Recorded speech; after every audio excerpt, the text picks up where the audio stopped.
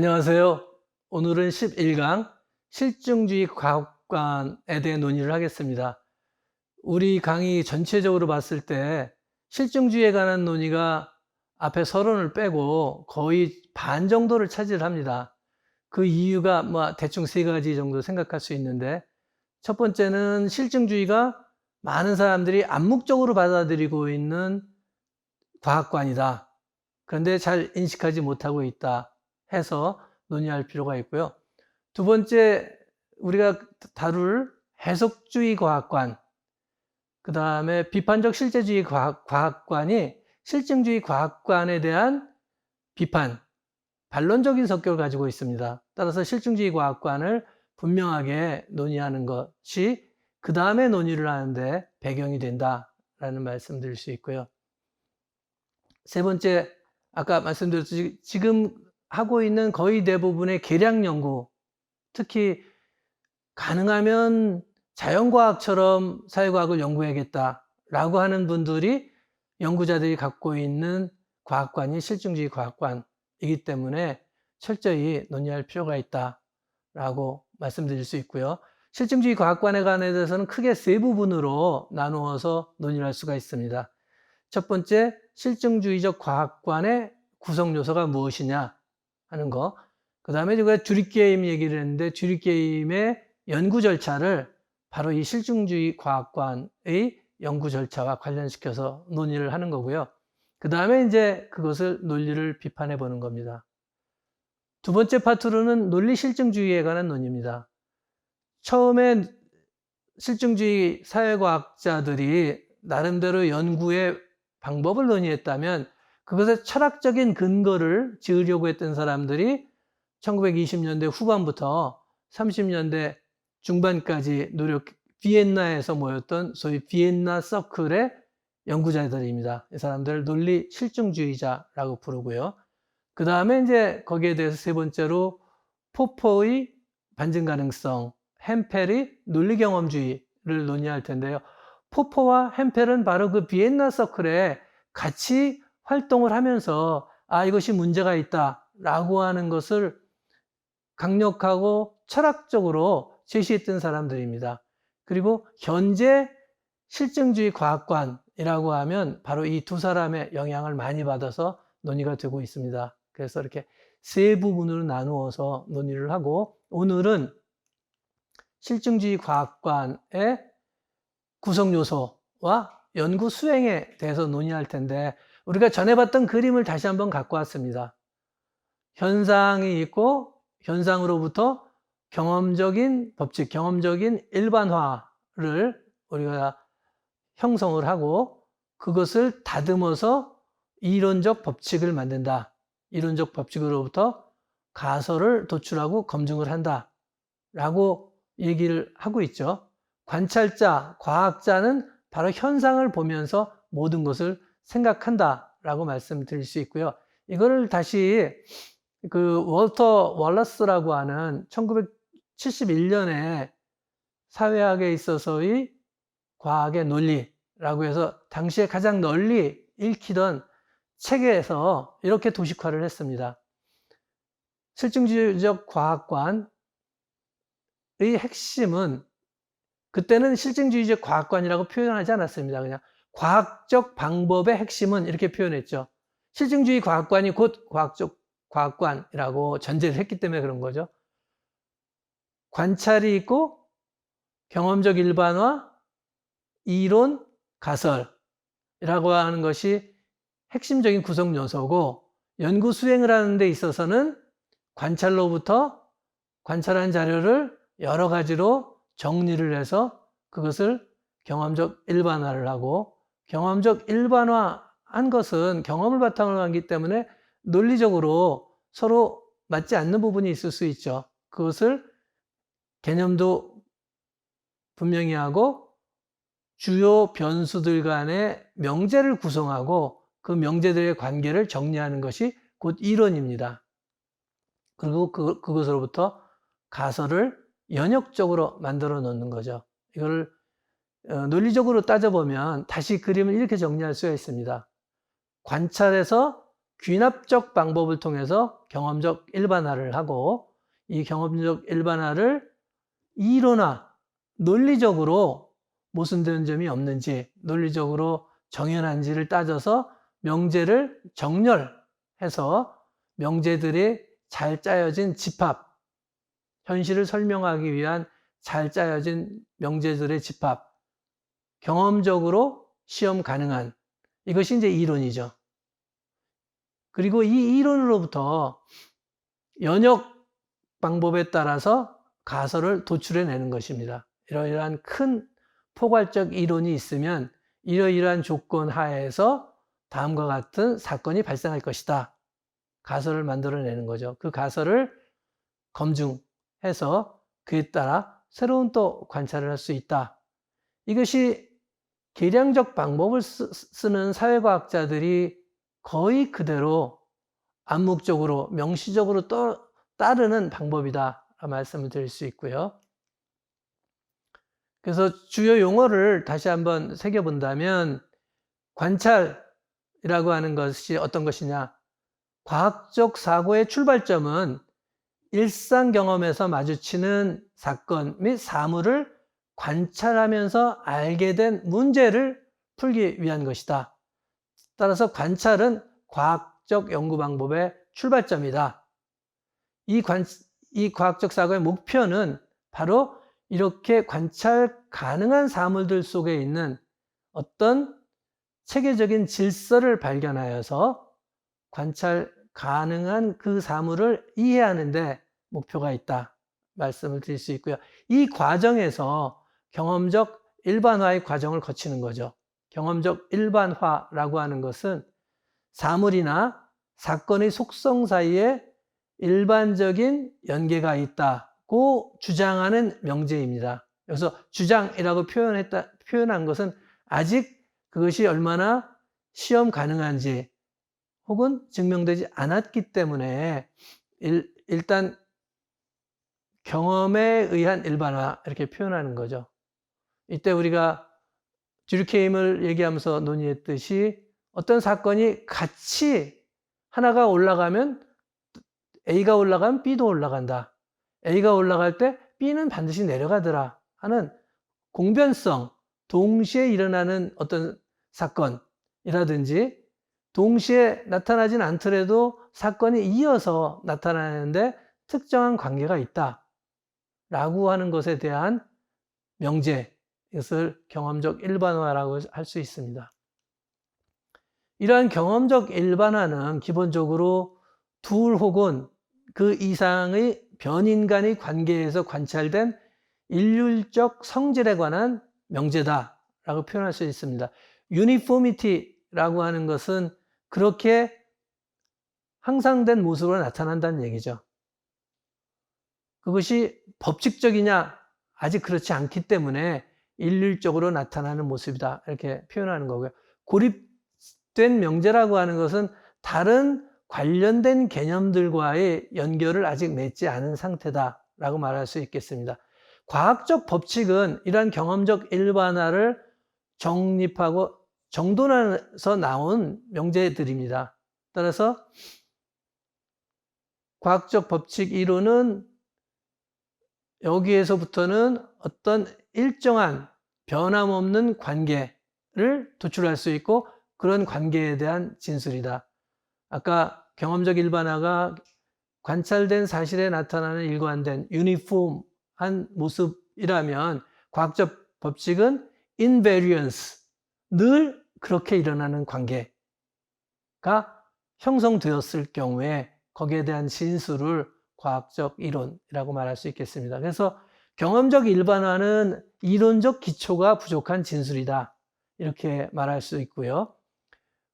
경험적 일반화로부터는 어떤 가설을 편안한 마음으로 말하자면 이론적 근거를 가지고 도출할 수 있는 건 아니다. 법칙은 이미 여러 가지 변인 간의 관계가 확립되어 있기 때문에 거기서부터 아직 밝히지 않은, 그러나 시험 가능하다고 생각하는 가설을 도출할 수 있는 근거가 되는 거죠. 그래서 이 듀르케임이 자살론을 연구한 과정을 한번 보면 이렇게 재구성해 볼 수 있겠습니다. 우선 연구 질문이 있겠죠. 일부의 사람들의 자살률은 왜 다른 사람들보다 더 높은가? 물론 이 질문을 하기 위해서는 자살률이라고 하는 통계 자료만 갖고 이런 질문을 던지는 건 물론 아닙니다. 기존에 어떤 사람들은 정신질환 때문에 그렇다. 어떤 사람들은 기후변화하고 상관이 있다. 추운 지역 사람들하고 따뜻한 지역 사람들을 비교하거나 어떤 사람 또 계절적인 변화의 자료를 보고 여름에 자살률이 높다. 뭔가 사람들의 활동성과 관계가 있는 것이 아닌가.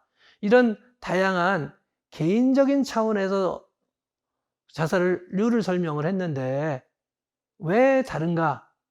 왜 일정 그룹에서 더 높은가? 라고 듀르케임은 질문을 던지면서 먼저 그 논의를 전개하기 위해서 자살을 정의를 하죠. 기본 개념을 정의를 합니다. 자살이라고 하는 것은 죽음에 이르게 될 것을 인식한 채 취하는 적극적이고 소극적인 행동에 의하여 죽게 된 경우를 말한다. 이렇게 정의를 하면 이제 자살이라고 하는 통계를 보면서 자살과 자살 아닌 것을 구분하게 되고, 그 다음에 그 자료를 이제 관찰하는 거죠. 이 관찰을 하면서 아까 그 경험적 일반화를 하기 위한 관찰 자료를 정리하는 여러 가지 과정이 있습니다. 기준에 따라서 어느 종교에 있느냐, 여성인가 남성인가, 어느 나라 사람인가, 몇 년에 주로 많이 일어났는가, 이것도 이제 1800년대 초하고 1800년대 중반하고 후반하고 지역마다 조금씩 다르고 또 전반적으로 자살률이 높아집니다. 연도도 중요한 기준이고, 그 다음에 기혼이냐 미혼이냐 하는 것도 말하자면 자료를 정리하는, 관찰한 내용을 정리하는 한 방법입니다. 그래서 관찰이 핵심적인 구성 요소고요. 그 다음에 이제 자료는 뭐 주로 공문서를 받습니다. 이 듀르케임의 경우에는. 그래서 이 자료를 표집을 하는 거죠. 특정 연도에 추정된 자살을 확인하고 그것을 이제 연령별, 성별, 결혼 여부, 정신병력, 기후 조건, 기후 환경, 계절 이런 식으로 이제 정리를 하면서 특히 이제 듀르케임은 종교 소속과 해당 지역 종교의 분포도, 프로테스탄트 종교가 해당 지역에서 다수인가 아니면 다른 종교하고 적절히 혼합된 상태인가, 소수인가. 소수이면 다른 종교 지역의 소수 종교 파벌의 소속이면 행동하는 게 다를 수 있다라는 이제 전제를 깔고 있는 거죠. 그런 논의에 따라서 정리를 하고, 그 다음에 이제 관찰 결과를 취합을 해서 뭐 평균도 내고 합계도 내고 그림이나 도표, 그래프 등을 통해서 잘 요약 정리를 하는 겁니다. 특히 이제 통계학의 경우에는 당시 듀르케임이 연구할 때는 이제 통계적 기법이라고 하는 것이 그렇게 막 논의될 시점이었는데 모수 추정이라고 하는 걸 하죠. 이 샘플이 전체 집단, 모 집단을 어느 정도 잘 반영하고 있는가. 어쨌든 이것이 관찰 결과를 취합하는 한 가지 방법입니다. 이걸 바탕으로 이제 경험적 일반화를 합니다. 듀르케임이 내린 경험적 일반화라고 하는 것은 자살률은 구교도와 신교도 사이에서 차이를 보인다 하는 겁니다. 여기까지가 이제 말하자면 관찰에서 경험적 일반화로 가는 과정을 말씀드린 거고요.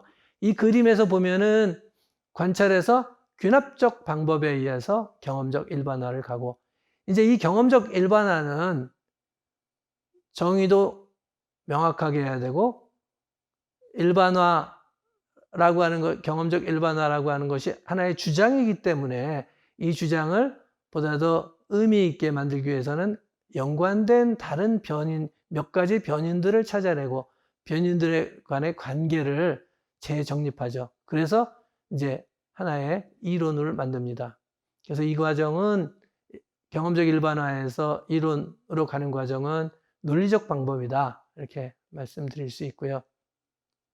듀리케임은 이렇게 했습니다. 우선 집단 간의 상이한 자살률을 무엇으로 설명할 것인가? 기후변화라든지 뭐 이런 환경이라든지 하는 것들은 해당 지역에 있는 집단이 모두에게 동일하기 때문에 그거 갖고 설명하기는 쉽지 않은 거죠. 그러면서 찾아낸 게 이제 종교 소속입니다. 유태인인가? 캐톨릭인가? 프로테스탄트인가? 그것은 본인이 유태인이면서 유태인 교파가 갖고 있는 성격에 대한 상당한 보는 눈이 있었기 때문에 거기서 거기에 역점을 두었겠죠. 그러나 일반적으로는 이 관찰 자료를 보면서 종교 소속의 중요성을 찾은 것처럼 이렇게 설명을 합니다. 그래서 그 다음엔 자살률과 연계된 특징들을 검토합니다. 여기서 이제 사회적 통합의 정도, 규범적 통합의 정도, 이러한 통합의 정도와 일탈행동, 자살은 하나의 일탈행동으로 보기 때문에 일탈행동이라는 것은 무엇인가? 이 관계를 설정을 해보는 겁니다. 그래서 종교 집단 간의 자살률이 다르다라고 하는 경험적 일반화를 사회적 통합, 규범적 통합, 일탈행동이라고 하는 개념들과 연결시키는 거죠. 그래서 이제 보통 명제, 진술이라는 말을 많이 쓰는데 이걸 조금 정리해 본다면 진술은 보다 일반적인 얘기입니다. 어떤 사건 등에 대해서 또 사실, 이론 등을 자세히 말하는 거. 문서로 말할 수 있고 말로도 말할 수 있죠. 법정 진술 뭐 이럴 때 쓰는 표현이지만 과학적 연구에 있어서도 진술이라는 표현을 그런 식으로 사용을 합니다. 명제는 이러한 진실 중에서 진실 여부를 가릴 수 있게 말하는, 진실 여부를 가릴 수 있는 진술이다 이렇게 표현할 수 있겠죠. 하늘은 파랗다. 뭐 이거는 그냥 그것도 다양한 구분이 있지만 고래는 포유류다. 포유류일 수도 있고 아닐 수도 있죠.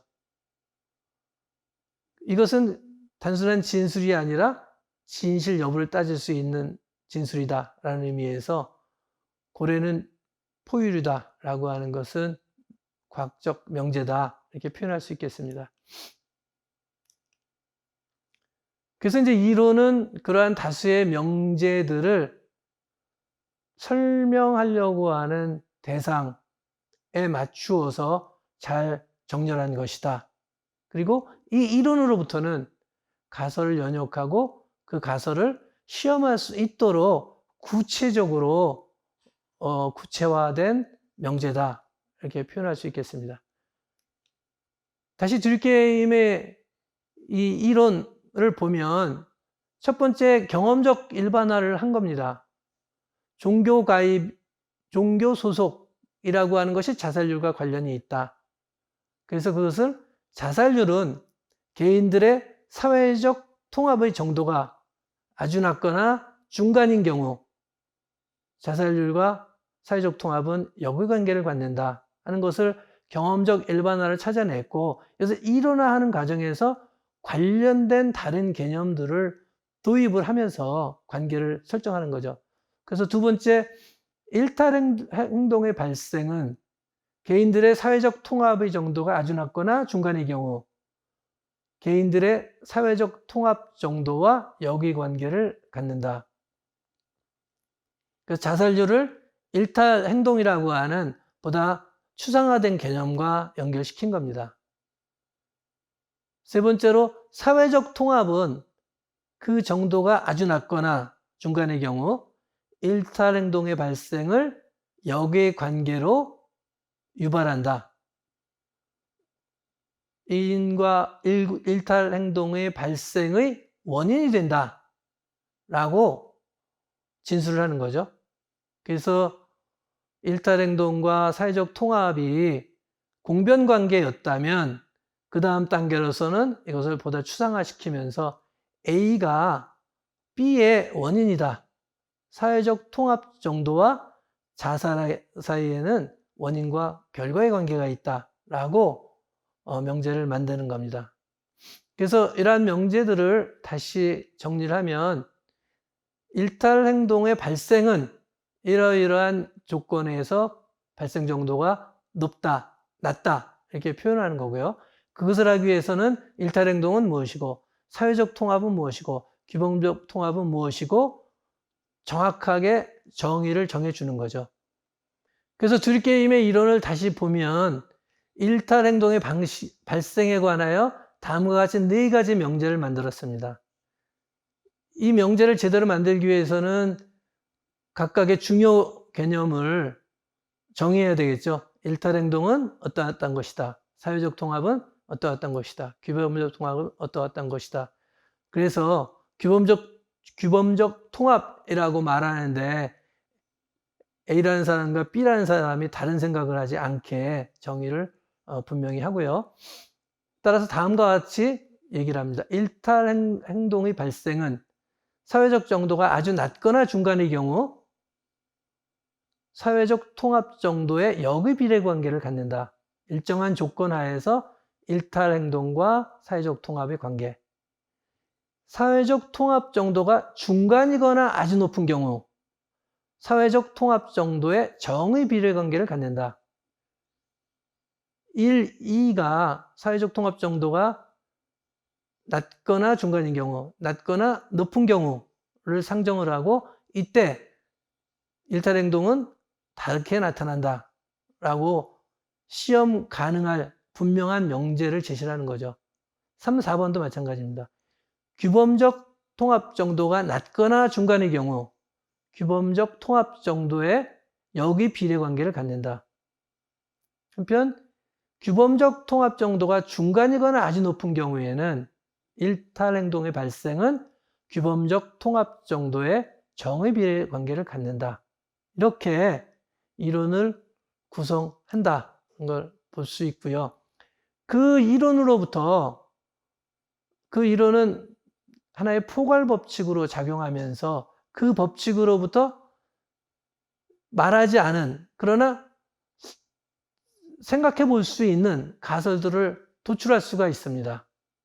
자살 이외의 다른 일탈 행동에 대해서도 새로운 가설을 연역해내고 해석하고 시험할 수 있는 출발점이 됩니다. 좀 아까는 미혼자, 기혼자에 대해서는 별 얘기를 하지 않았지만 자료를 보면 미혼자들이 또 20대 미혼자들이 더 자살률이 높은 것을 알 수가 있습니다. 여성이 또 더 많은 것을 알 수 있습니다. 이것은 어떻게 설명할 것인가? 이것도 만약에 우리가 지금 세운 이론이 맞다면 사회적 통합 정도와 관련시켜서 해석할 수 있지 않겠는가? 새로운 가설을 만드는 거죠. 그래서 가설을 도출하고 시험 가능한 가설을 도출합니다. 그래서 새로운 경험적 일반화를 만들어내거나 만약에 시험 결과가 가설에 부합하는 경우에는 이론을 확인하고 이론을 수용하는 것으로서 우리의 이론이 의미가 있다고 판단돼. 이렇지만 그 시험 결과가 가설에 부합하지 않는 경우에는 이것은 이론의 한계이든지 혹은 이론의 수정을 요구하는 출발점이 되겠죠. 이것을 그림으로 나타내 보면 이렇습니다. 우리가 아까 본 그림의 좌측이 이 관찰에서 경험적 일반화, 이론으로 가는 귀납적이고 논리적 과정이었다고 한다면 지금 확립된 이론으로부터 연역 방법에 의해서 이러한 법칙이 맞다, 이러한 조건이 있다면 어떠한 결과가 발생할 것이다 라고 하는 가설을 세워보고 그 가설이 맞는지 혹은 그 가설이 기각되는지에 따라서 가설을 확정해서 보다 더 이론은 강력하다라고 주장할 수도 있고 새로운 가설을 만들고 새로운 경험적 일반화를 시작할 수도 있겠습니다. 지금까지 논의한 게 실험주의 과학관이 실제 연구에서, 특히 계량적 연구에서 어떤 방법으로 활용되어 왔는지, 그리고 그 핵심 구성 요소가 의미가 어떤 것인지를 살펴보았습니다. 다음 시간에는 테스트, 이론 등이 실증주의 과학관에서 지니는 의미에 대해서 살펴볼 예정입니다.